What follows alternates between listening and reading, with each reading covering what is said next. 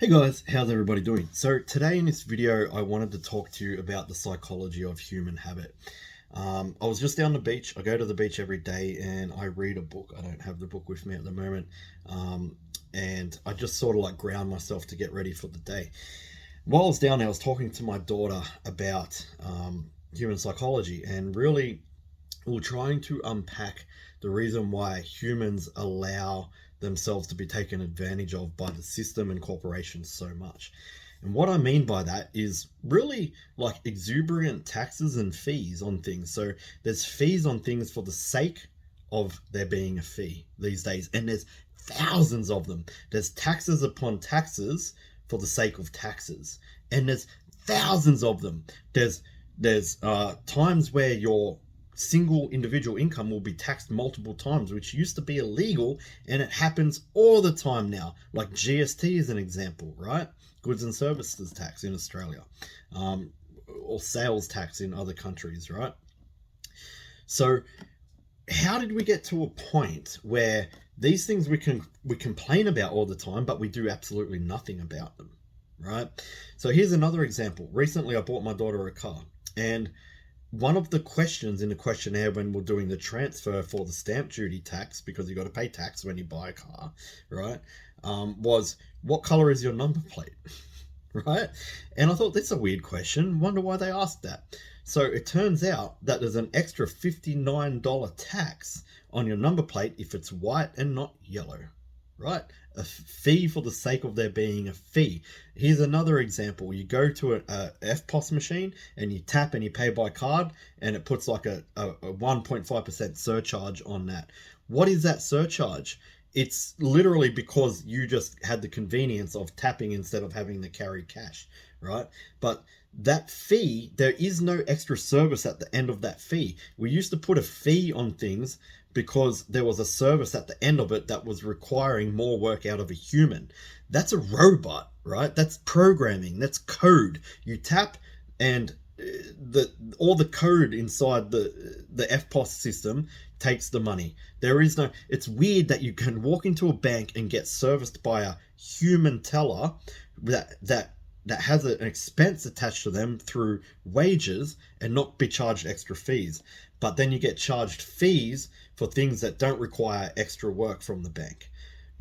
So we're being charged fees, exuberant fees on top of fees for the sake of us being charged fees, and we do nothing about it. We're being charged taxes on top of taxes for the sake of being taxed, and we do nothing about it. The question is why? Why do we do nothing about it? And we started talking about this concept, and we started to think perhaps it's habit. Human habit. We are creatures of habit. We do not like change. The human organism does not like change. When they get into a habit and a system, throwing a spanner in the works is a saying that people say. Like, I was on a roll, I was locked in, and a spanner got thrown in the works and it threw me off. That's because it took you out of your habit, your habitual state, and it created change that you weren't ready for. When I was a young man, I had mentors around me when I was coming up in the space of business. And they used to always say to me, Dan, you need to be able to adapt to change. I didn't quite get it back then, what they were talking about. It was so deep, on such a deep level, a habitual level, but I didn't understand it back then. I was just like, okay, if things change, I need to be adaptive. And that's as far as I understood it back then, right? And they would say, people who don't adapt to change will be left behind. And that's what this really truly means at its core. It's breaking bad habits, right? And going through things that might seem difficult and painful in one moment to create a solution and a result for myself or whatever I'm trying to achieve at that time. And what that means is actually breaking habits and changing the way I do things, right? Now, I think that human beings complain. They like to complain about fees, about the cost of living, about their state of life, about their state of being. And they don't actually do anything about it because that would require breaking their current habits and embracing change.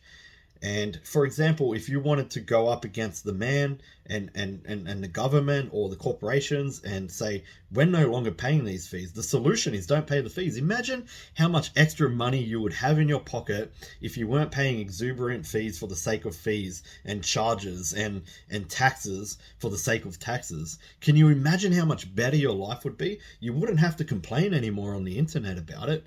But that would require breaking consistent habits that you're used to. See, if you come into a problem where you're like, oh my God, I'm broke, I need some extra money, you'll fall back on your habits. You'll go, what can I do about that? I can cut costs, right? Make my life crapper, and I can work harder, waste my life away, right? And these are the things you'll just do it because that's your habit.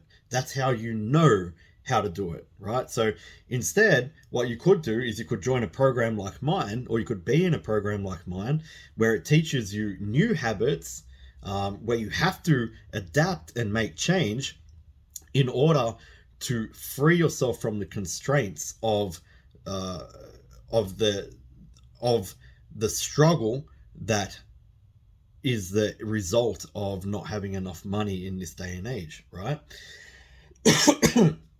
Now, that requires discomfort. That requires you to need to embrace change and change your habits on a consistent basis for a long period of time. People don't like to do that. So here's something that happens, quite a lot in my program and all programs out there. People will run into some sort of hardship in their life. Oh my God, I got another bill. And they'll go straight into their habitual mode of cutting costs. What costs can I cut? Oh, I'm in this program.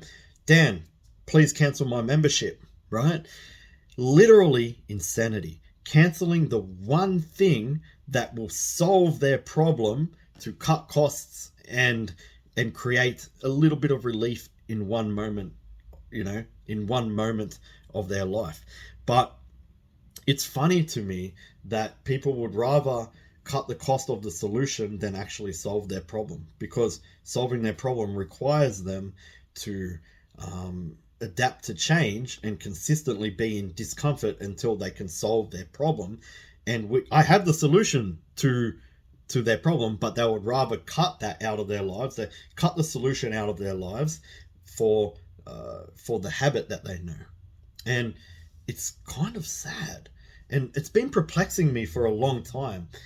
How can we convince people that changing their habits and going the hard path is the solution to their problem? How can we do that, guys? Like, put it in the comments. I truly want to hear your thoughts on this, because it's a plague. It's literally a mind virus that I think habits have a place in our evolutionary state, and we really are creatures of habit because we can lock in and get something done in that way.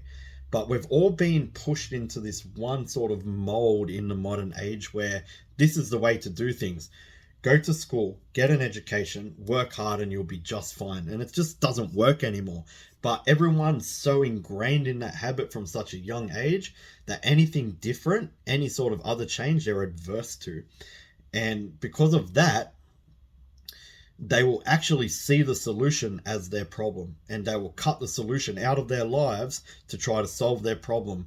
But it's the solution, guys. The solution is breaking the habit. The solution is going the hard path. The solution is paying like the $45, the measly $45 a month that you're going to cut out of your life in my program to feel like you've just solved something. But have you? Ask yourself truly, leaving the one solution that could solve these problems forever for you for the sake of saving $45, did you actually solve something, or did you put yourself further back? It's perplexing to me. I truly want to know in the comments, guys, how we can convince people that change is the way. How do we convince people? Because we could truly change the world if people change their mindset to actually see what the true solution is and took the hard path instead. It would take the power back from the banks, the corporations, the governments, and it would give it back to you. You would truly have control over your life again. but we're all self-sabotaging every single day. I even do it. Like, I know this stuff and I do it. So how do we change the minds and hearts of humanity? What a question. Put it in the comments, guys. I'll talk to you soon.